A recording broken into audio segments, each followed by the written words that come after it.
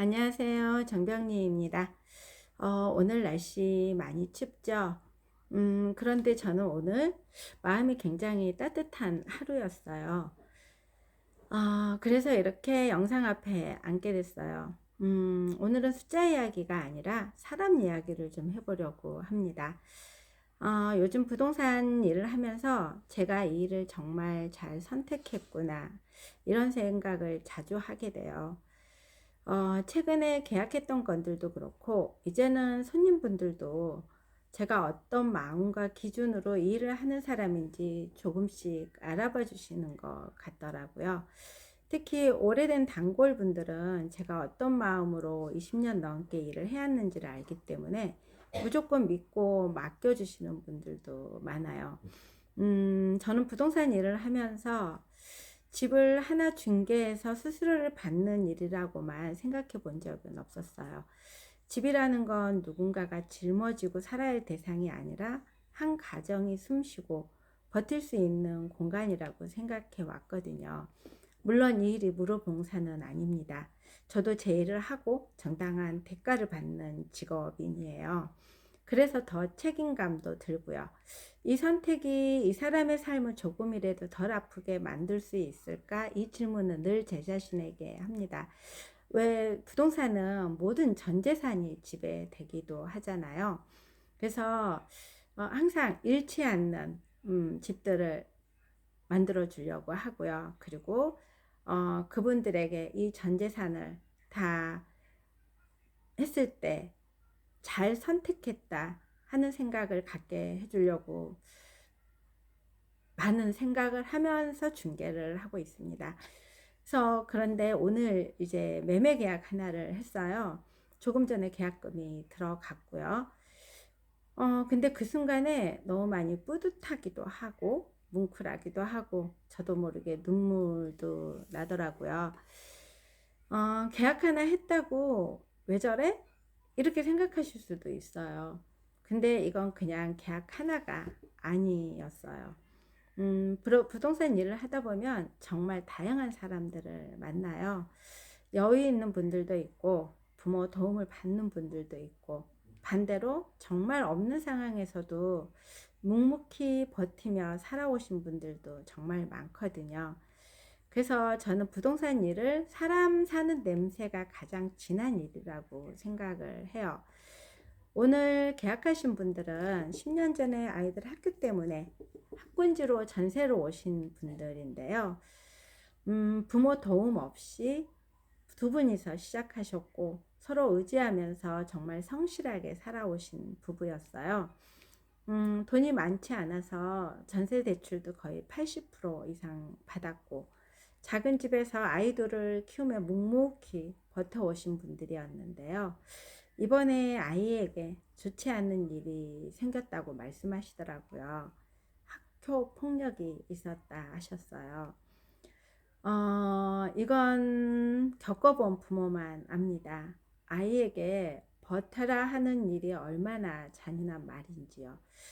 특히 피해자인 경우에는 부모 마음이 정말 찢어집니다. 피를 토할 정도로. 예전에는 그냥 참고 넘어가라고 했던 시절도 있었고, 하지만 그래서 그 상처가 어른이 되어서까지 트라우마로 남아있는 분들도 저는 정말 많이 봤어요. 저도 제 아이가 학교 폭력으로 힘들었던 경험이 있어요.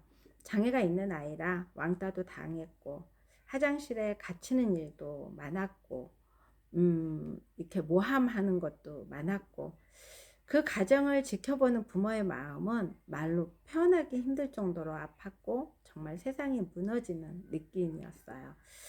그래서 이야기를 듣는 순간 저는 다른 조건을 보기 전에 아이 입장에서만 생각하기로 했어요. 근데 문제는 현실적으로 결국 돈이었어요.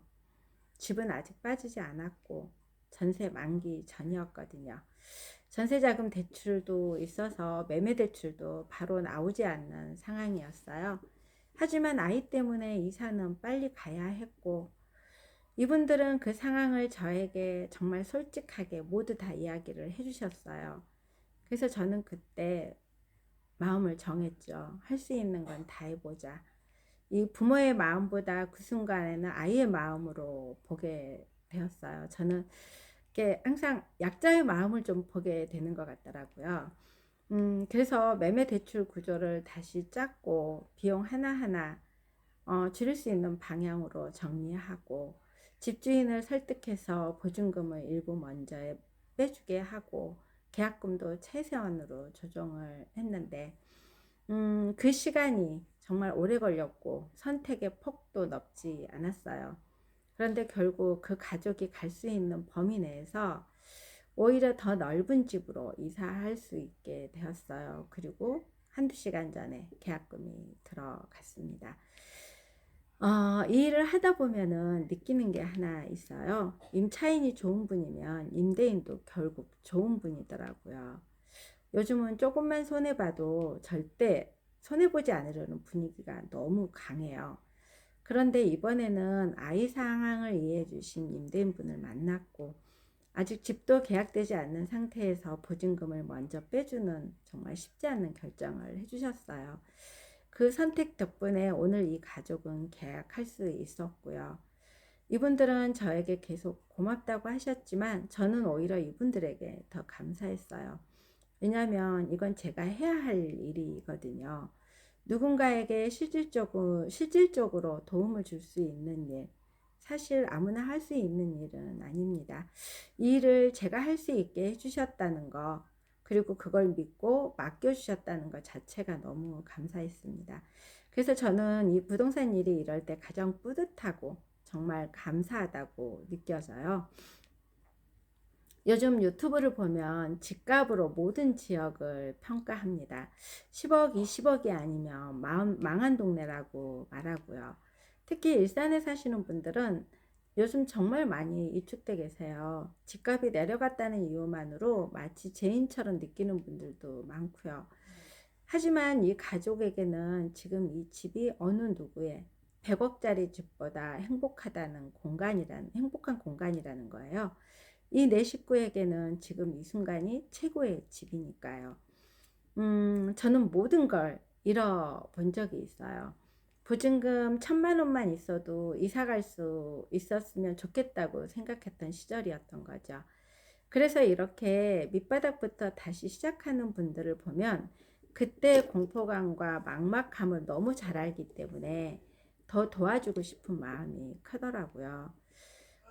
부동산은 숫자일 수 있지만은 선택은 사람의 삶입니다. 없는 돈으로도 그 사람에게 가장 덜 아픈 선택을 같이 찾아줄 수 있는 직업. 저는 이게 부동산업이라고 생각합니다. 이런 순간들을 겪다 보면 이게 내가 가야 할 본업의 길이구나 이런 생각이 들더라고요. 그리고 PCM, MF 케어, 아이스원 대표님 코칭 수업을 통해서 소통과 경청을 배우면서 이 일에 대한 애착이 더 깊어졌습니다. 이제는 사람의 마음을 조심스럽게 열 수 있는 질문을 할 수 있게 되었고 그게 현장에서 그대로 통하고 있어요.